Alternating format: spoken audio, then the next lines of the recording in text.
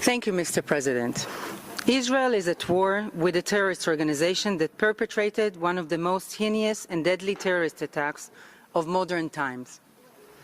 In the early hours of October 7th, thousands of terrorists, yes, terrorists, Mr. High Commissioner, not simply armed groups, entered Israel, leaving devastation in their wake. By nightfall, over 1,200 innocent people had been butchered, with countless others subjected to unspeakable acts of violence at the hands of Hamás.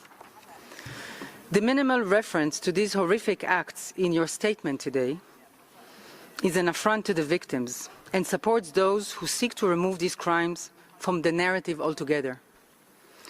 Israel is fighting in a battlefield that Hamás has created in Gaza, one in which terrorists hide behind and within the civilian population, one that the UN has witnessed being built around and below them for years and chose to ignore, one in which 500 kilometers of terror tunnels snake beneath civilian infrastructure, homes, school, and UN headquarters, where thousands of rockets are launched indiscriminately at our cities and where innocent civilians are intentionally placed in harm's way.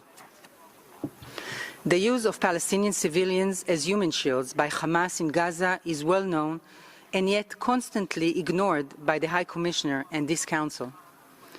Israel has been told time and time again the terrorists who have diverted aid, built terror tunnels, brutally murdered innocent civilians, raped, beheaded, burned families alive, cannot be touched because they hide among the civilian population.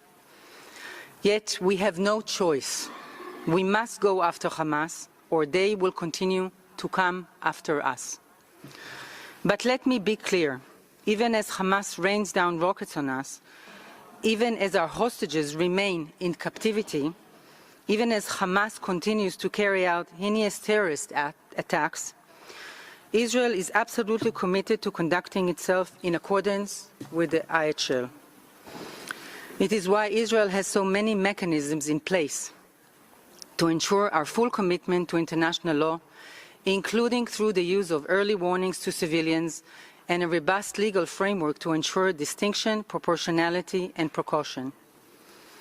And it is why we have facilitated the transfer of more than 264,000 tons of humanitarian aid into Gaza, why we opened the Kerem Shalom crossing in Israel to get more aid in, and why just yesterday Israel cooperated with partners to airdrop 160 packs of food and medical equipment into Gaza.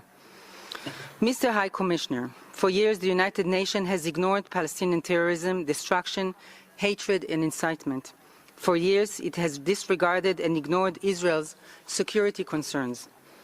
For years it has ignored the hundreds of Israelis murdered on our streets.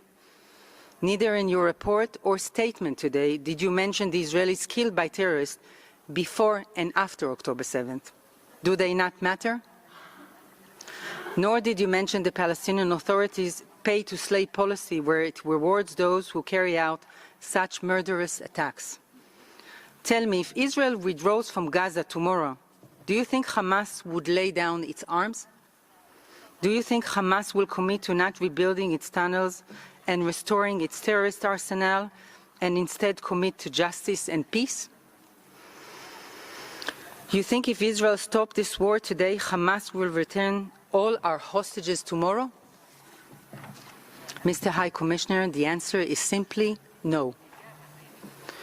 Therefore, Israel has a duty to its population to ensure that never again can Hamás attack our lands.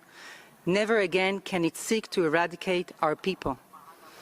Sitting behind me today are Aviva Siegel and Raz Ben-Ami. For over 50 days, these two courageous women endured unspeakable horrors in Hamás captivity. As we speak, their husbands, Keith and Oad, are still languishing in Gaza. These halls should have been a symbol of hope for Aviva and Raz and all the hostages, that the world would act for their human rights and their release.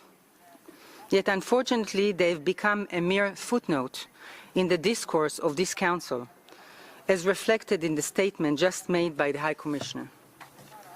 For Israel, as long as even a single person remains ensnared in the clutches of terror, we will not rest. So you can continue to speak in this echo chamber where the human rights of Israelis and Jews mean nothing. Meanwhile, we will continue to do all we can to bring our people home. Thank you. I thank Your Excellency for your declaration.